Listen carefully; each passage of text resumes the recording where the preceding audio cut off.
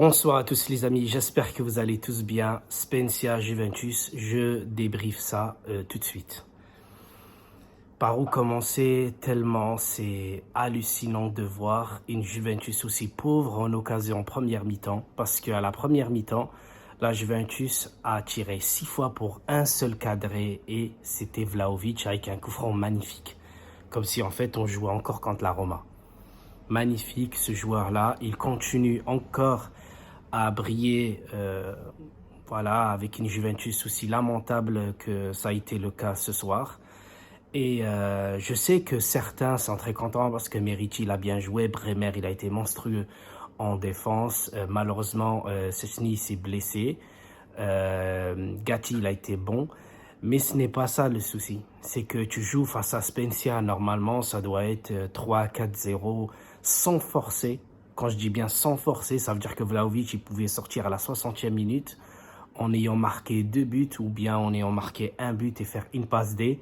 Alors que là tu joues face à Spezia, première mi-temps catastrophique selon moi parce qu'il n'y avait rien qui justifie que la Juventus marque un seul but sur coup franc et que dans le jeu, la Juventus commet autant de fautes, c'est-à-dire des passes ou des fautes individuelles que Spezia.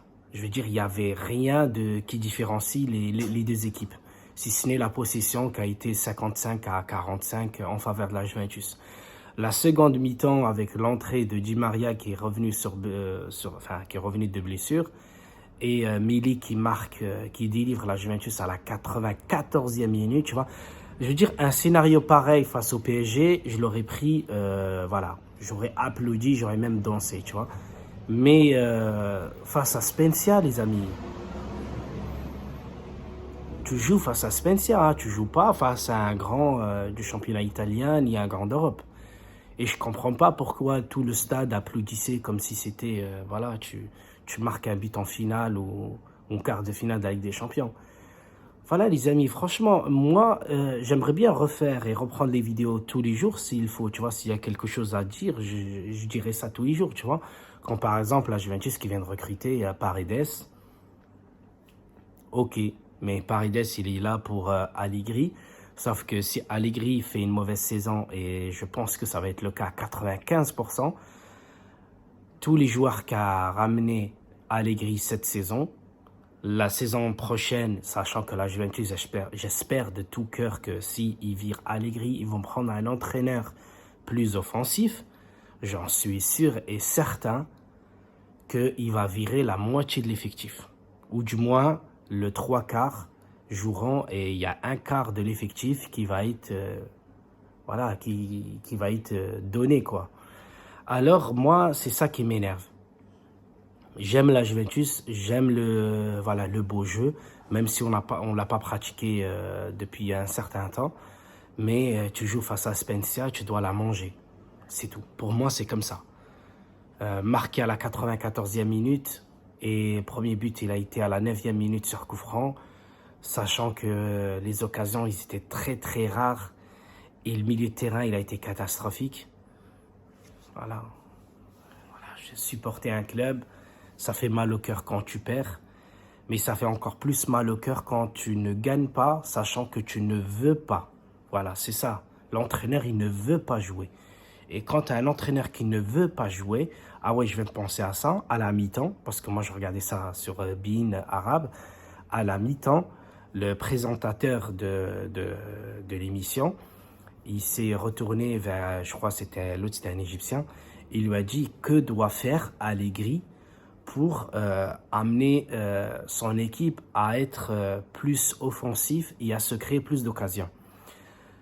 L'autre, je vous jure, hein, il a répondu comme ça, il a dit, vous êtes la Juventus, vous jouez face à la Spezia, tu vois, il a prononcé presque pizza, tu vois.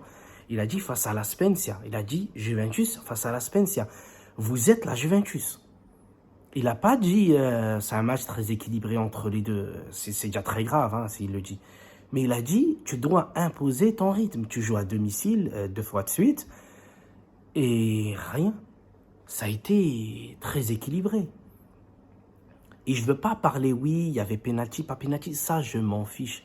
Parce que c'est comme le cas avec le coup franc, tu aurais pu avoir 15 coups francs avec, je veux dire, dans la même position. Tu aurais essayé 15 fois avec Cristiano Ronaldo, tu ne l'aurais pas marqué. Là, il suffit qu'il y a un et tu marques. Mais là, il a dit, vous êtes juste, la Juventus face à la Spezia. Logiquement, avec les joueurs que tu as, l'effectif que tu as, tu dois t'imposer. Et tranquillement. Pas que tu as un joueur gardien blessé et puis tu fais rentrer Di Maria parce qu'il faut marquer un deuxième but.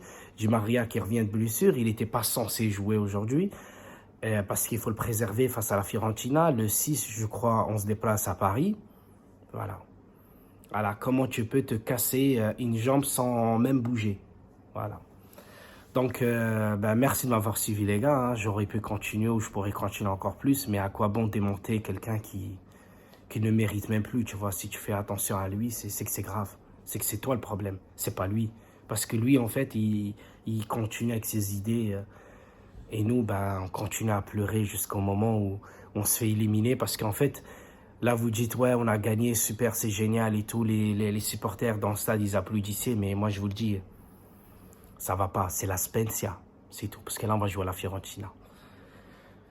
Bon, merci de m'avoir suivi les amis, j'espère que j'ai tout dit ou presque, je vous embrasse tous et je vous dis fine à la fine, forza Juve, à très bientôt, ciao ciao.